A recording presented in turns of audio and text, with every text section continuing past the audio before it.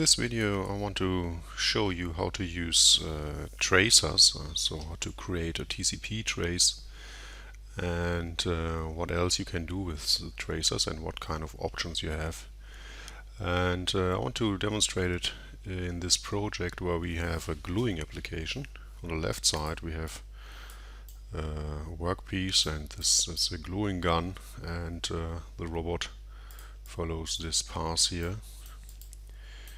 And I want to create a TCP trace when he's working on the workpiece. On the other side I have the same application, but with an external tool. The robot holds the workpiece and I have my external gluing gun mounted over here, and I want to create a TCP trace for this also.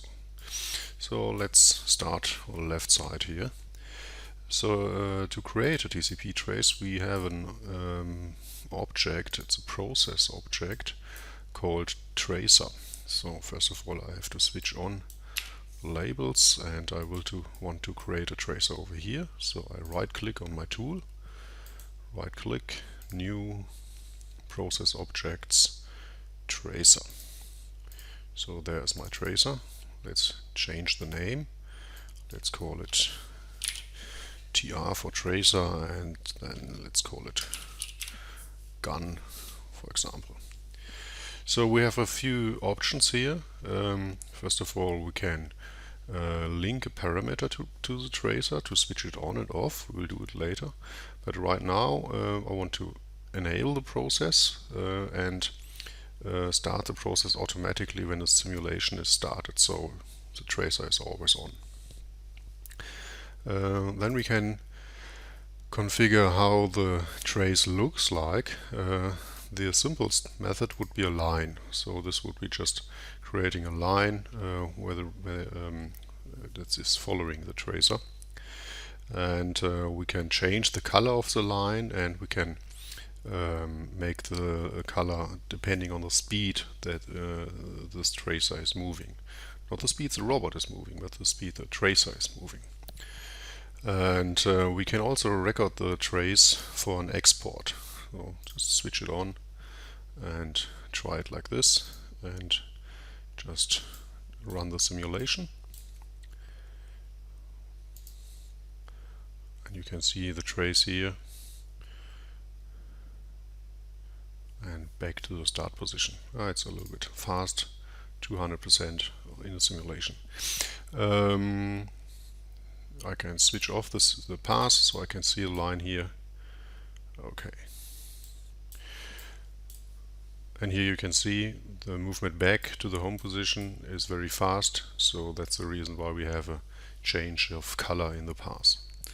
So how can we configure the color? If I go back after the first run, I go back into the tracer and have a look in the advanced tab. I can see what is the expected highest velocity. So basically this is a color gradient, and I have to decide what's the value for Vmax, and here it tells me, okay, the highest velocity during the last run was 1100 millimeters per second. So let's choose a value that is a little bit bigger than that. Okay, and run again,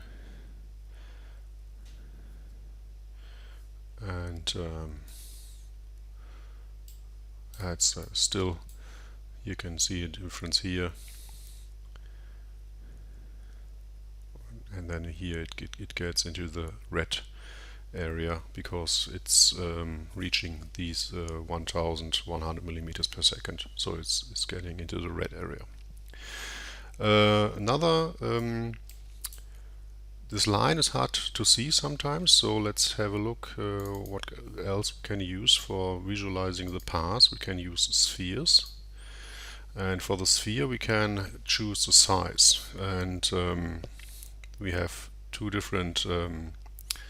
different operations or modis. We can use a constant size, then we use this radius input field here to type in a radius. Let's say, okay, let's leave it with 10 millimeters. Okay, a little bit big. Let's go back. It's way too big. Let's say 1 millimeter spheres.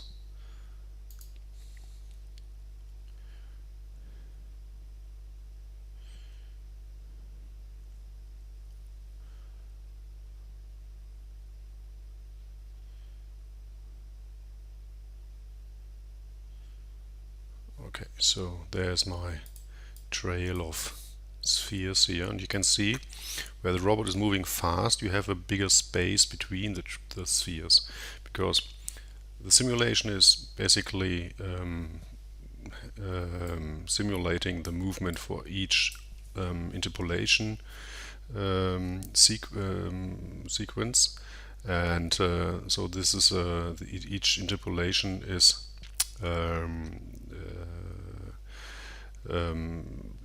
a time slot of 10 milliseconds. So basically farmers will draw one sphere every 10 milliseconds. And if the robot is moving fast, of course you have a bigger distance between the spheres. We can use this to create an interesting effect with this method here. High velocity creates big markers. It will create a sphere every IPO. So what's the word? Every interpolation cycle, and the size of the sphere is depending on the distance. So basically, it will create a sphere big enough to touch the next sphere. So you have big spheres if you have a high velocity. So let's try this.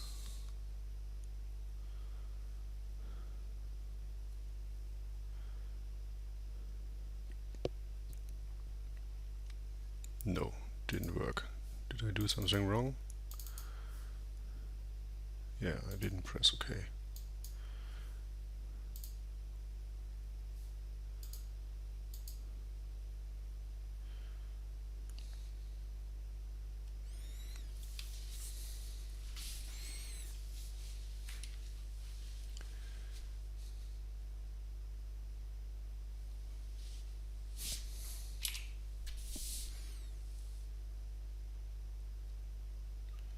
Okay, so I can see the fast movement back into the home position will create these big spheres, and the very slow movement here is creating small spheres.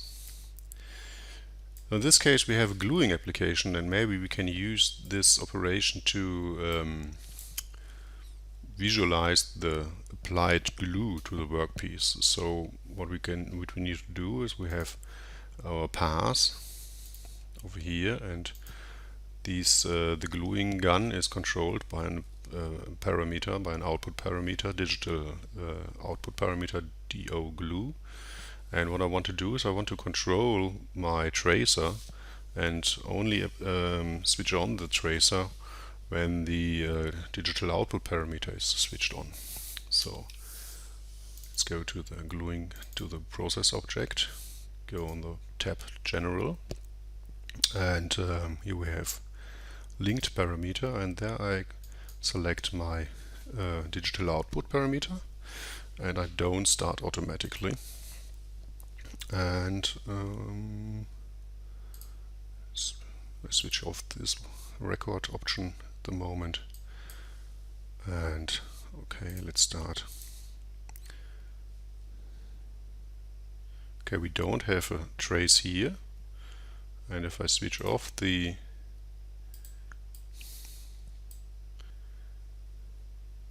path, you can see when the gluing gun is on, the trace will be created. Okay.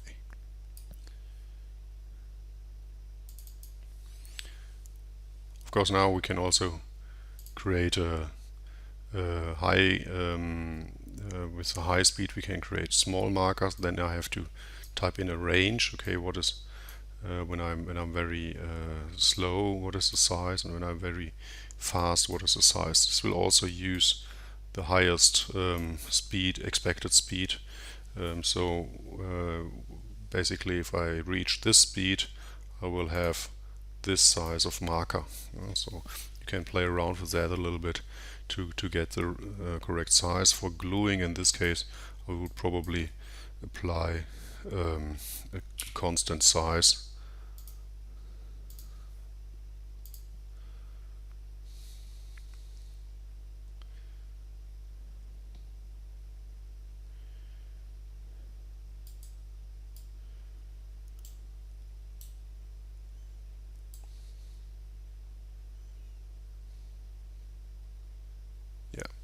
So that way you can visualize applying the glue to a workpiece.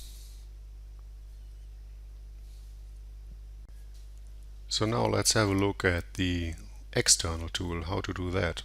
So I switch to the second robot, go to simulation, switch the first one off. Okay, let's run the program, make the path visible. Okay, first we grip the part. Then we move to a transfer point. Then we follow our contour on my workpiece on the gluing gun.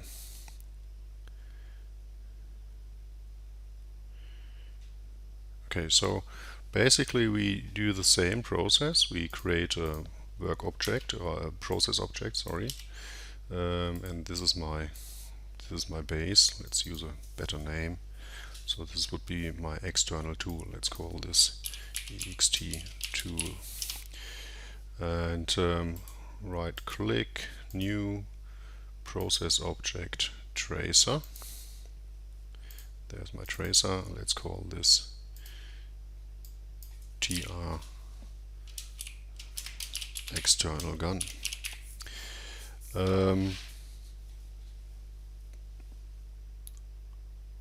Okay, I started automatically. I'll leave it like this. I use a sphere with a constant size, let's say of 1 millimeter.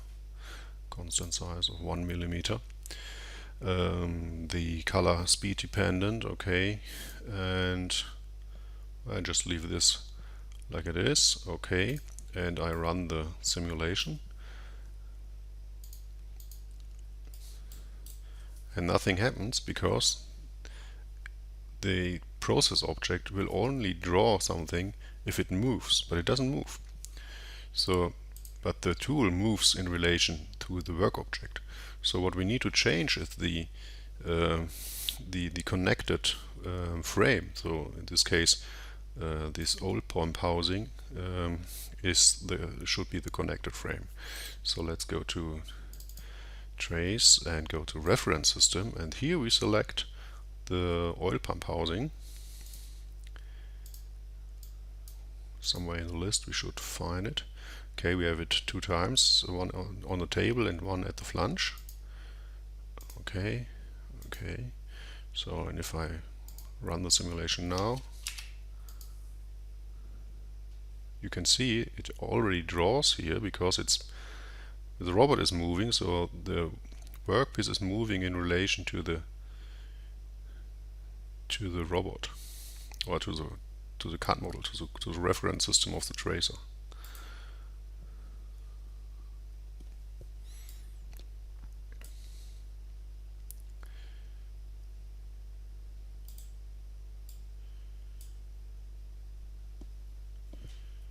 So this is an external TCP trace.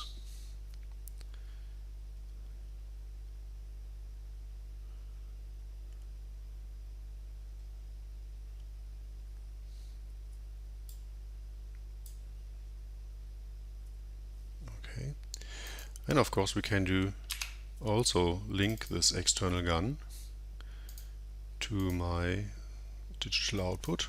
The second robot also has a digital output to control the gun. Let's run it again.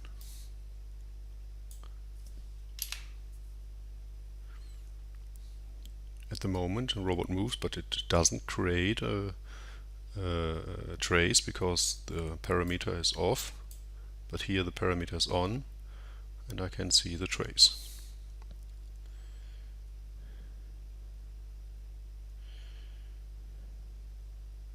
So basically, most of the times it's used as a TCP trace, but you can place the tracer object everywhere in your program, and as long as it moves, you can create a trace. So what we can do, for example, we create a new trace linked to the oil pump here.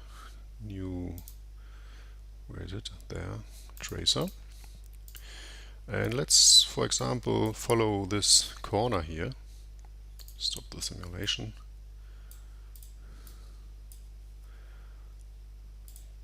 So move it to the corner, position vertices over here, and just make a line. And what I want to do is I want to check that I don't exceed a certain speed with this corner. For example, let's say I use 300 millimeters per second. Apply and add a warning when I exceed these 300 millimeters per second. Let's change the name, tracer, speed warning, for example. Okay, and run the simulation. Switch on the log window, simulation log.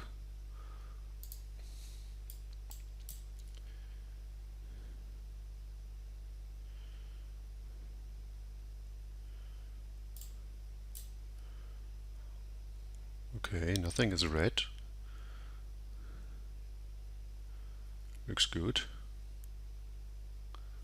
Oh, and there I have a very high speed, and I get a warning. So I can look here. Where's my red area? Over here. So this is probably the movement from here to the start point. Select the start point, parameters, and it has a speed of 350.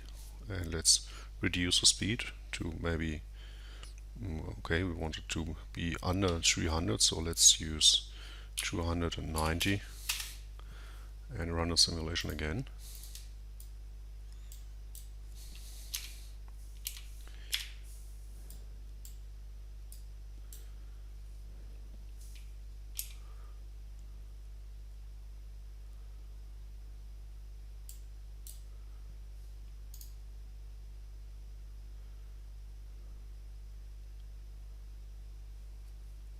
Okay, I had to change the movement to the top also, but you can see it's less warning. So basically here is also the speed is too high, so change it here also, and so on. But the measurement is at the corner, so if you rotate and stuff like that, it will measure the speed of the workpiece at this corner.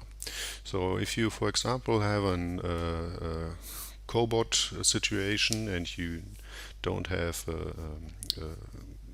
you have a human working next to the robot, and you want to limit the speed the robot is moving.